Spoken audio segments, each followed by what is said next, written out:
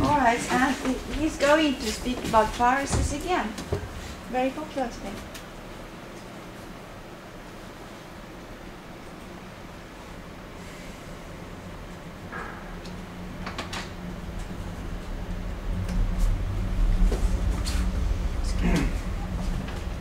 May I start? Good afternoon, ladies and gentlemen. I am greatly honored to be invited to the conference. In this paper, I would like to talk about the concept revealing strong correlation between computer and biological viruses. So the aim of the undertaken investigation is to execute a comparative analysis and find similarities between computer and biological viruses. Our hypothesis is that knowledge of specifics of computer and biological viruses will help specialists to lay a constructive platform for development of sophisticated methods of solving computer security problems. At the beginning of my presentation, I would like to define the term computer virus, which was coined by Fred Cohen in the early 80s.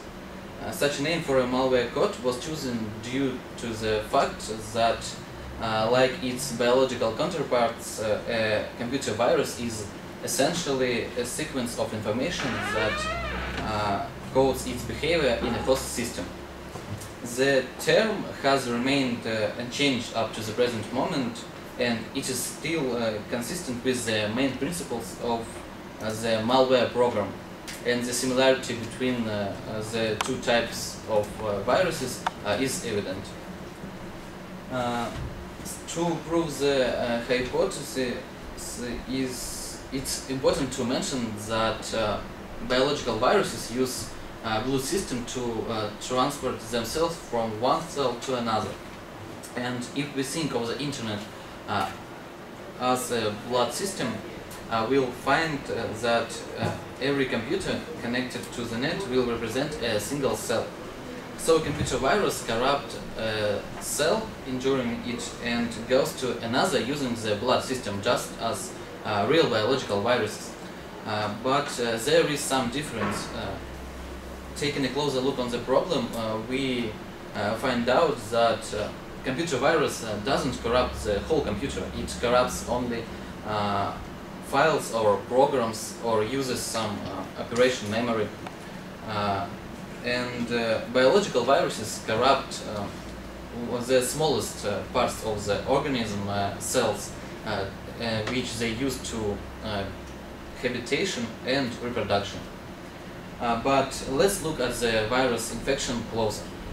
Reasoning along this line of thought, the denial of service attack can be compared to HIV, human immunodeficiency virus, because both of them are aimed on the overloading a system. There are other similar features between computer viruses and HIV. HIV attacks the immune system, making humans more vulnerable to certain diseases. Computer viruses such as Win32 Sality use the same strategy, terminating antivirus programs and setting a malicious program as an authorized application to bypass Microsoft's firewall. Biological viruses such as influenza virus are also known to change EBAN replication. When viruses replicate, then mutate themselves. This behavior is comparable to the way the configure and group-face viruses work. It's a real nightmare for security analysts, because every replicated sample is significantly different from the predecessor. This can render antivirus signatures designed to detect malicious programs close to even useless. Another point I'd like to highlight is herd immunity. It's a concept from biological infection that also applies to computers. A disease relies on a certain critical mass to spread, and if your population is dominated by those who is immune to the infection, it helps to curtail the communication of the disease. If to talk about immunity looking at computers, we can see the example that, for example, computers with the Android operation system are resistant to Windows viruses. So I would like to emphasize one detail. Nowadays, one of the most dangerous types of crime is terrorism. And there is cyber terrorism. Hackers create and organize massive attacks that deal a lot of damage to internet or to different big companies. So we should wait for new dangerous man-created biological viruses, because if we won't be ready to fight with them, humanity shall be in great danger. Now it's time to talk about the most obvious differences. For example, the way of creating of computer and biological viruses. It's worth nothing how computer malware comes into being. Unlike biological viruses such as H1N1, malware doesn't spontaneously create new offspring. New viruses require the effort of black hat hackers who try to create code that is easy to replicate, hard to remove, and does something to benefit of its creator. For example, every day there appear about 5,000 of new computer viruses, and new biological virus appears once in 15 or 20 years. But the biggest difference seems to be in the fact that computer viruses are more complex and contain more code that dictates their behavior, thus allowing their creators more space to implement different tricks such as packing, encryption, virtual machine detection, or anti-debugging tricks. And just imagine what would happen if biological viruses had the same techniques and their disposal to thwart those who want to study and analyze them, never mind those who are infected with them.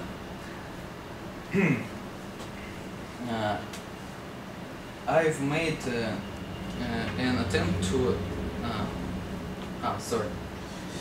there you can see some social work made by other student.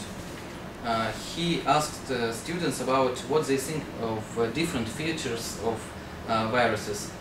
At first he questioned about location of viruses, what students think about it.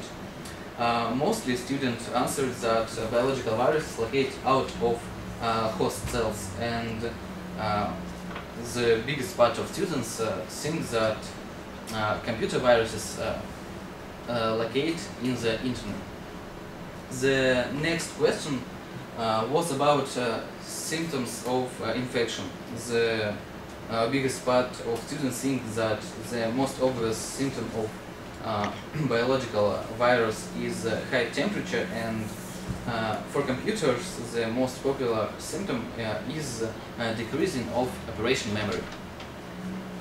The next question was about the danger level of biological and computer viruses. Mostly students think that the general problem of computer and biological viruses is that they are really easy to spread. So that's all with social work. Can you do it a bit faster? Yeah. Speed up. What? Speed up. So there you can see a table that collected all of the similarities or differences that I found during this work.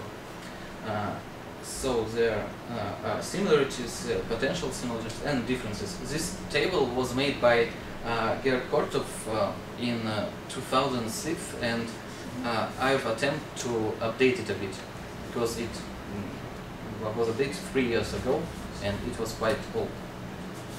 So, well, that brings me to the end of my talk. Before I close, I want to emphasize the importance of the correlation of the two types of virology. There are more similarities than differences between them, and it's really logical to use some advances from computer virology in solving biological virology problems.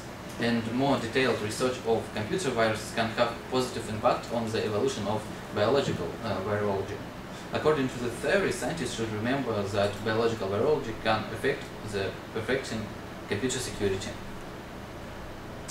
But I think that we should be wondering of that fast evolution of computer viruses.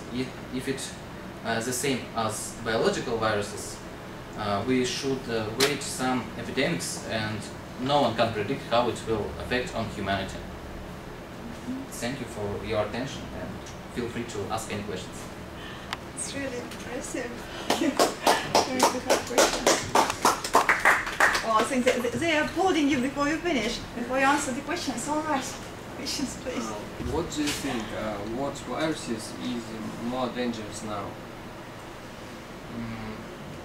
So there are different type of viruses, and I think that one type of virus can deal more damage to one person. For example, if you have got a lot of information that is really important for you, so if you lost it, you are really harmed now, and other people have a lot of useful programs on his computer, their computer, and if a malicious program deleted, they acquire some harm too.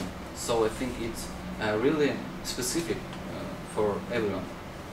No, I mean computer viruses or biological. For sure, I think that biological viruses are more dangerous because they can be lethal, at least.